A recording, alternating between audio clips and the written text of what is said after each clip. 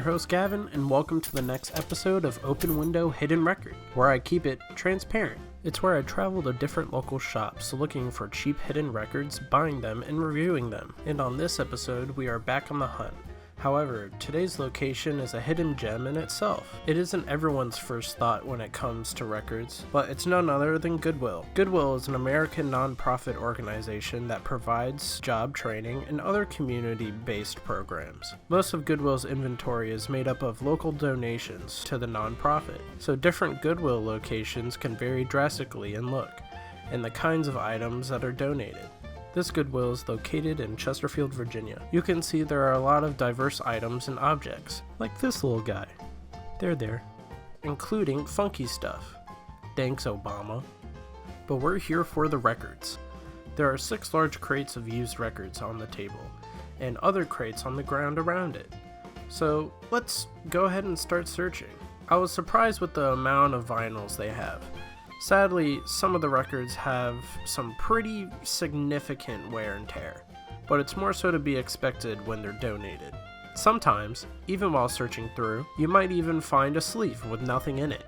However, on this sleeve, it at least had some cool photography that I really enjoyed.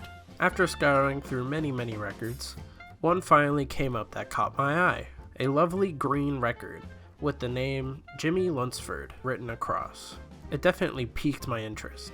And of course, I have to check the record itself to see if there's any harsh scratches, and thankfully, we are good. This record was released in 1980 under the label MCA Records. The full name of the record is Jimmie Lunceford 6, The Last Sparks, 1941 to 1944, which is a part of MCA's Jazz Heritage series, this one being number 22 in the series. The main genre for the album is of course jazz, in the style of big band and swing.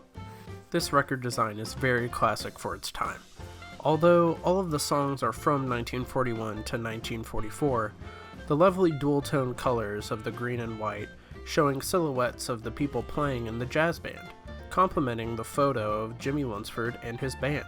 On the back of the record, it discusses a rekindling of nostalgic jazz and stories about the band, including the list of all the songs on the LP. The inner sleeve has a nice pinstripe pattern of the MCA logo, and the record is a standard black vinyl press. But what does early 1940s jazz sound like?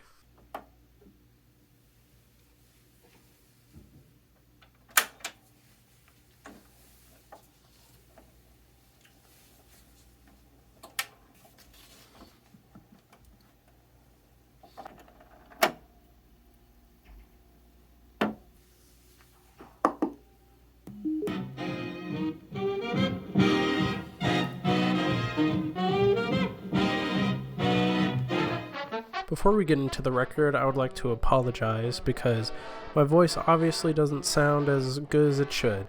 I'm having a bit of allergies at the moment, so please forgive me and I'll do the best I can for right now. So going into the reason why I chose this record is because Jimmie Lunceford is probably one of my favorite early jazz performers. So yes, I did already know about him, and the reason why is because I have a playlist called VWM, which is my Vibe With Me playlist on Spotify, which by the way, go follow if you want some more music. And listening to his music is so much fun. So when I first picked up this record, I just felt like it had to be the one, because I've never seen a Jimmie Lunceford album out there. My favorite song off the album is probably It Had to Be You. Even though I am familiar with it because it's one of the songs on my playlist, I just couldn't shy away because I just love that song so much. Although it's not on the album, my favorite song of all time by Jimmie Lunceford is Rhythm Is Our Business. If I were to show you any song by him, it would probably be that one. Getting back on track with the vinyl itself, the song Chocolate was a new one and really fun and surprising.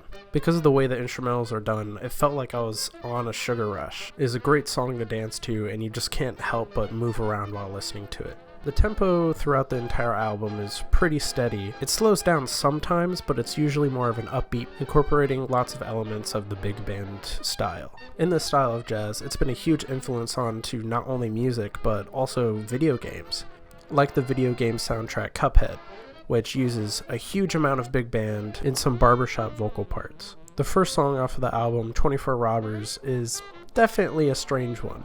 It starts off so cheery and happy, but if you listen closer, and also the actual title of the song, 24 Robbers, gets pretty weird.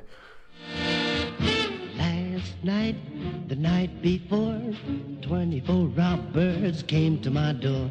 I opened the door, I let them in. I hit them in the head with a rolling pin. Quite a few of the songs are mostly instrumental, but only a few of them actually have Jimmie Lunceford singing on some of the songs. To rate this album, I had a fantastic time listening to it. Although it's not perfect, I do have to give it a great rating. The late 1930s and 40s was just such a different style of jazz compared to what's happening now and when it started. So to have this record, play it, and just sit down and listen to it and dance by myself, it's a really good time. If you'd like some more jazz to listen to, I would highly recommend checking out my last episode where I listened to Steve Kahn's The Blue Man. Although it's very different in sound, it's super groovy and fun to listen to, so I would recommend checking it out. But thank you so much for tuning in, and I'll see you next time, keeping it transparent. If you enjoyed the video, consider subscribing, like, and share.